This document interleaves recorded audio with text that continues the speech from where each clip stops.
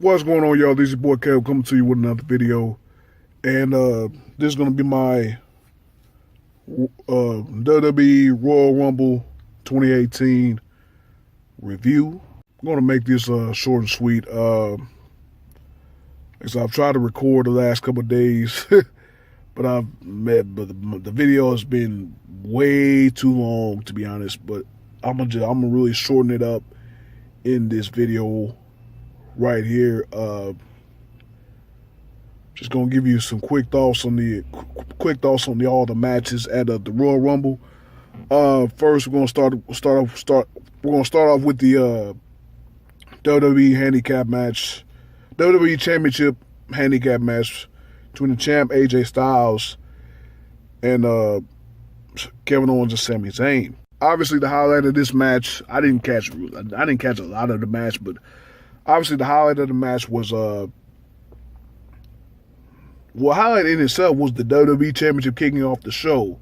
That's how historic a show is when when the WWE Championship kicks off the show. But highlight of the match was the end of the match.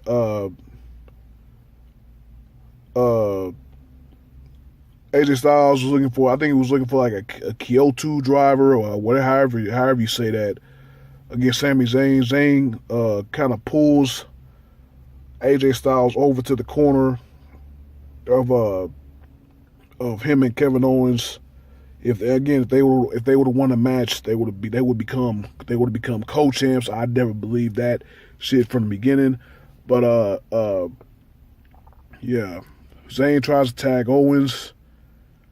Zayn is unsuccessful. AJ Styles takes Zayn and throws him out the other side of the ring. Meanwhile, Kevin Owens gets into the ring, attacks Styles from behind, sets him up for the pop-up powerbomb. AJ Styles comes off the rope, counters the pop-up powerbomb into a roll-up, and the referee counts 1, 2, 3. Now, the thing is, Kevin Owens wasn't even the legal man. Sami Zayn was the legal man. So now I guess that creates another scenario between Owens, Zayn, and Shane McMahon. I mean, again, you still have Daniel Bryan in this situation, who is heavily backed up Owens and Zayn, you know, after everything that's went on with Owens headbutting Mr. McMahon on that SmackDown. And then, which led to the Owens Shane McMahon match at what was that, Hell in a Cell, and of course Shane jumping off the cell down onto the announce table. Sami Zayn turning heel and pulling Owens pulling Owens off the announce table as Shane was coming down. And then putting Owens on top of Shane to pin him.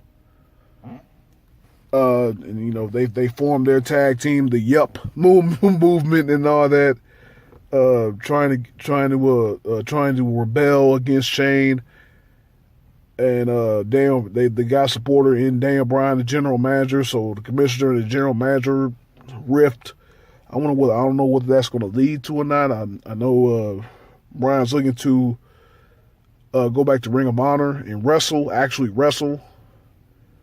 You know, WWE not letting him do that, but you know, we'll see what happens on that. But yeah, flawed ending. I don't know if this will be the end of it or not. We'll see coming up on SmackDown tonight. This is Tuesday. I'm a day late, but anyway. Next, the SmackDown Tag Team Championship match, 2 out of 3 falls. The Usos, the champs, versus Benjamin and Gable. I expected the Usos to win the match, but I did not think that they would win the first 2 falls of the match. Usually a 2 out of 3 falls match goes all 3 falls. But, I mean, for some reason, the Usos win both the first 2 falls, and they retain the tag team championships. I mean, I'm kind of wondering where they're going to go now. I guess the Usos will go into a title feud with the Bludgeon Brothers, Harper and Rowan. I guess that'll go into WrestleMania. I think they will eventually drop the titles to the Bludgeon Brothers because they've made the Bludgeon Brothers look so dominant and stuff. So, I mean, we'll see how that. I mean, they beat every other tag team on SmackDown. So, I mean, they beaten the New Day. They beaten Benjamin and Gable. They beaten Breezango. I mean, I don't think the Ascension is going to be challenging anytime soon after the lavish stock they've been made of on the main rosters. That's just a shame because they were the most dominant team on NXT, and now they're the lavish stock of either of the tag team divisions on the main roster.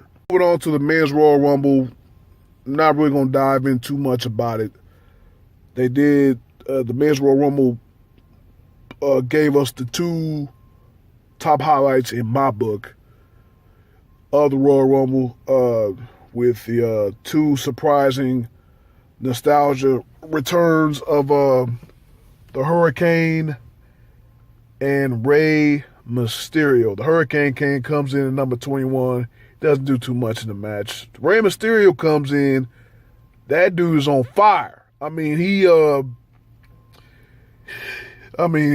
had an awesome show. He gives Reigns a 619, and then he gives Reigns and Cena a double 619. I mean, that was just an awesome showing by Rey Mysterio. The WWE did him right in that regard. Going into this match, I thought either Cena or Reigns was going to win the Royal Rumble. Obviously, Reigns.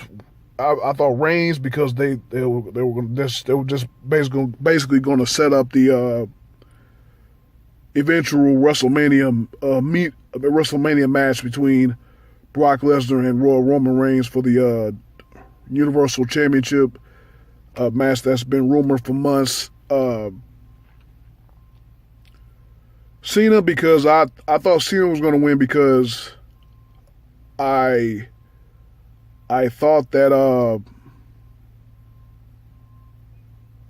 WWE would really kind of send Cena into, I don't know whether he's already a part-timer. I thought, WWE would try and send him into a real big part-time role as I thought they want to have him win the Royal Rumble and then face AJ Styles again for the WWE Championship at WrestleMania. And then I thought that at that point they would have him win number 17, win title number 7, world title number 17, and break the all-time record with Ric Flair, and he will stand alone as the man with the most world championship reigns in professional wrestling history at WrestleMania. But it turns out that wasn't the case. Shinsuke Nakamura, he eliminates both Cena and Reigns as it came down to the last three.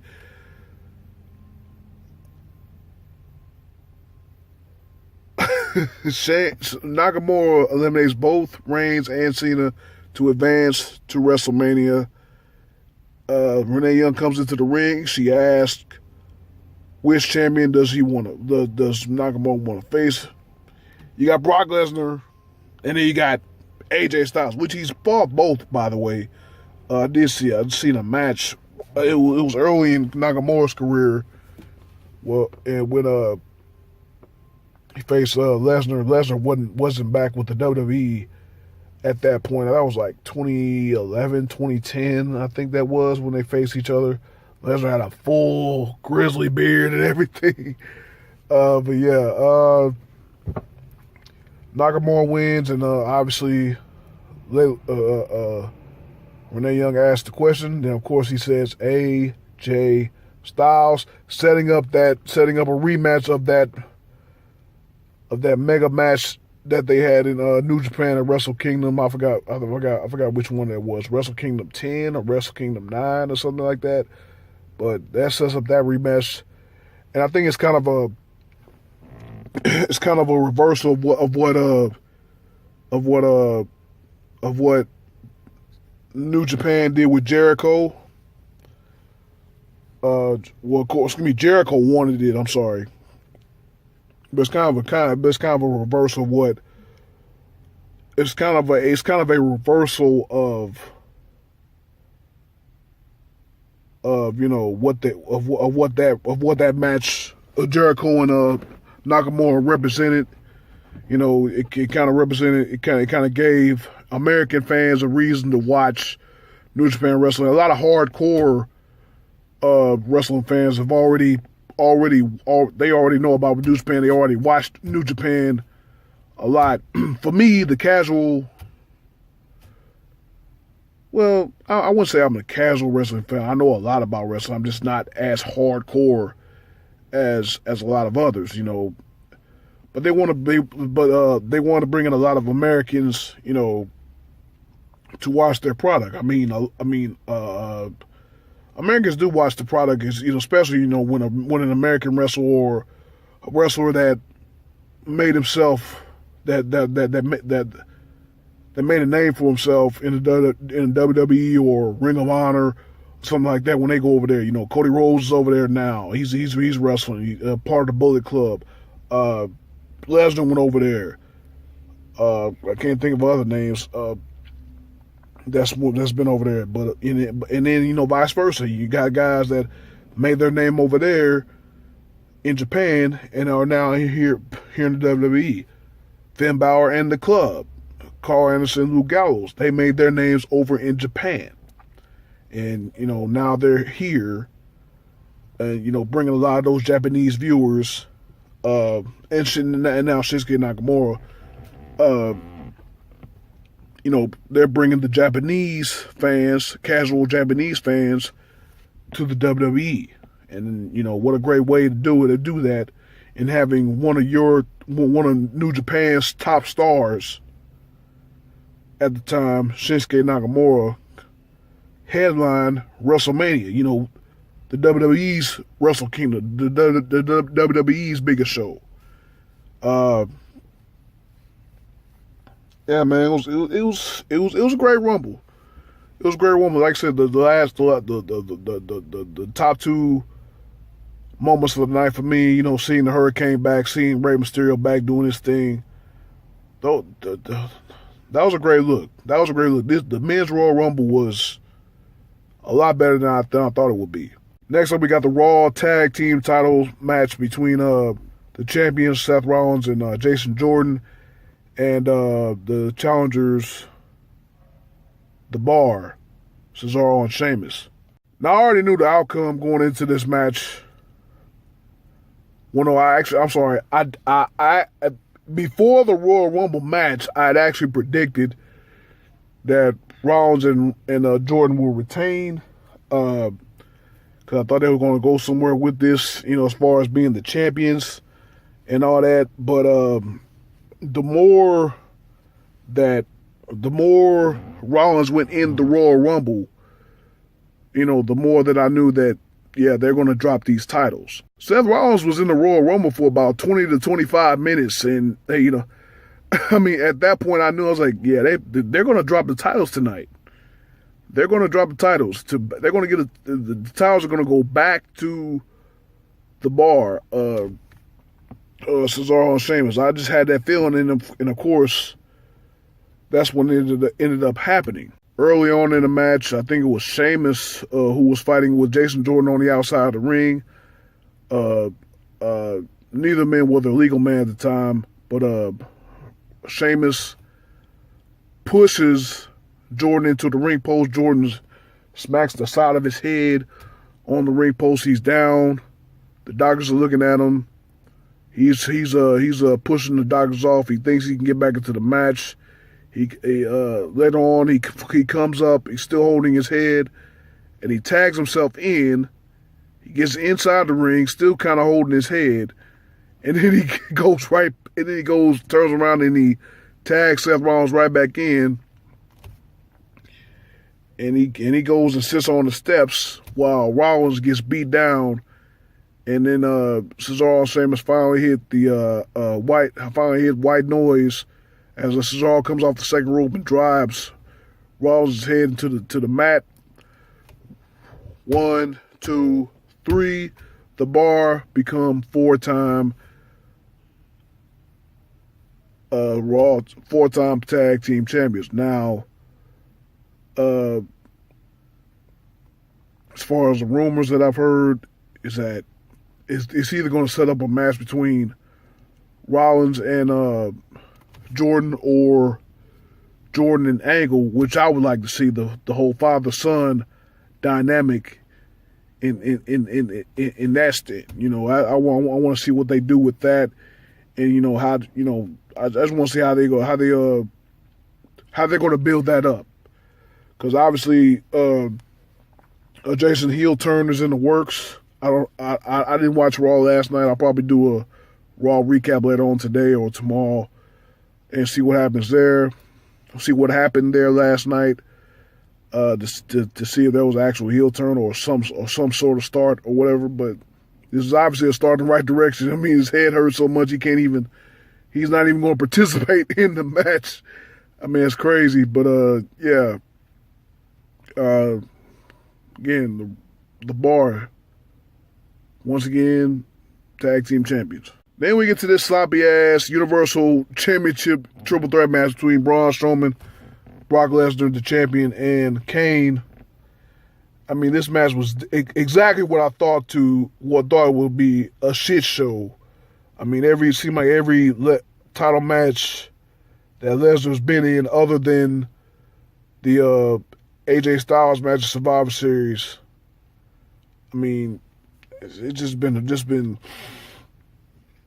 hard to watch. I mean, just so much wrong in one match, I mean, it just basically the same old stuff. The same old stuff that you see on TV, man. You see Lesnar dominate, and then Strowman just obliterates Lesnar, putting him through a table with a power slam. And then, but Lesnar comes right back, and then he F5 Strowman through the announce table. Strowman then he picks up another table, and then he pushes it right on top of Strowman. I remember that. And then Lesnar going after Kane. He takes out Kane. He F5s Kane through the other announce table, and then Strowman pops up as he throws the other table off of on top of him. Those two fight, and then Kane gets involved again.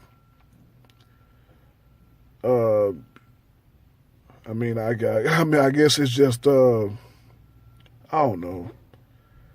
It was just extremely sloppy, and Kane fulfills his job as he takes the F5 and then he takes the pin. He eats the pin. I'm pretty sure Kane got his money. If he didn't, he's gonna get his money, because everybody's seen that coming. Strowman gets up after Lesnar had kind of taken him out to get to just enough to get the cover on Kane for the victory. You see Strowman again looking strong. Lesnar gets out of the ring. He's going up the top of the ramp. And then Strowman comes into the ring. He's looking for more for fight, but he doesn't get it. I don't know. I don't know. But obviously it's going to be Reigns and Lesnar at WrestleMania. I mean, hopefully it's as good as the first one, but we'll see. We'll see.